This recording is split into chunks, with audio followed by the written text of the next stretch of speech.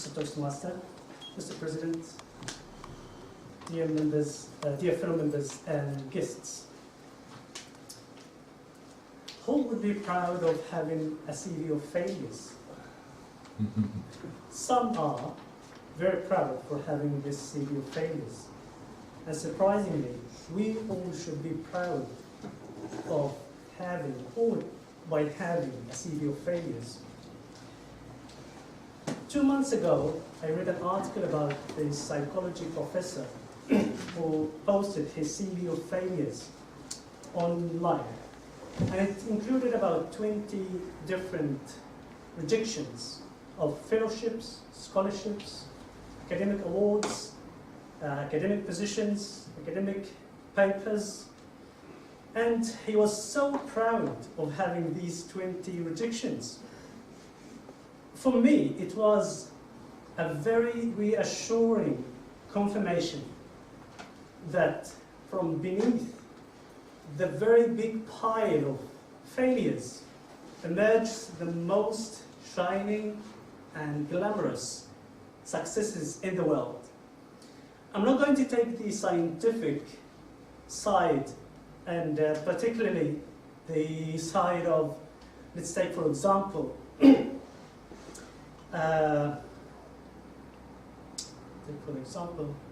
the nuclear energy, for example. How many hundreds of thousands of attempts proceeded using the nuclear energy for destruction and construction?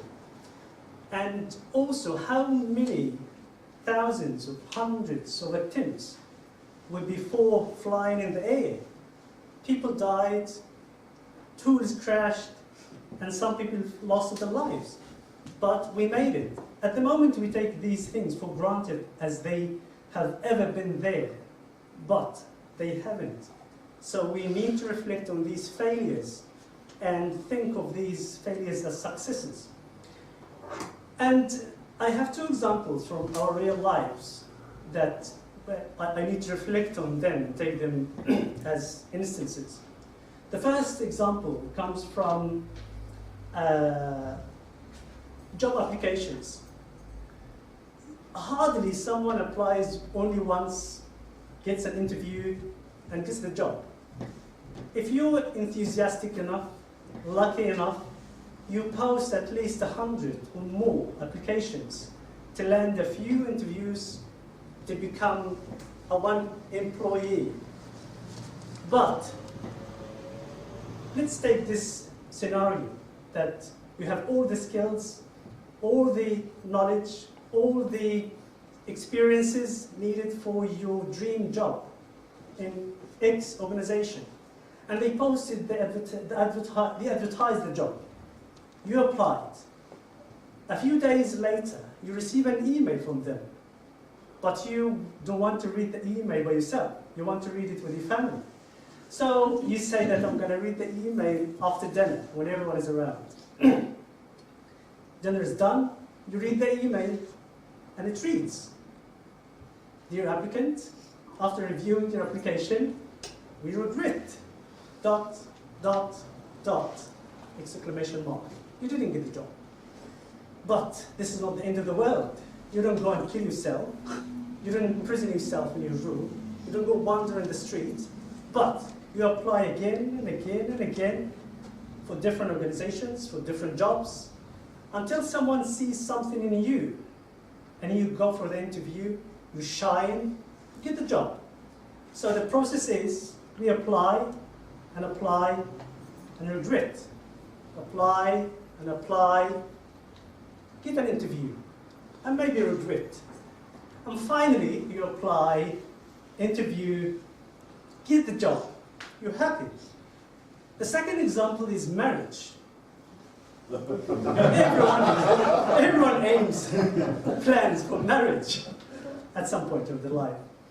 So you date someone maybe for a week, another one for a month, a third one for a few years, and finally someone decides to sacrifice their life and spend the rest of their life with you. And you as well decide that you're going to dedicate the rest of your life to spend it with them. And here you are. You are with a beautiful wife, with many beautiful children, and with brilliant, supportive family members with you in happiness and sadness.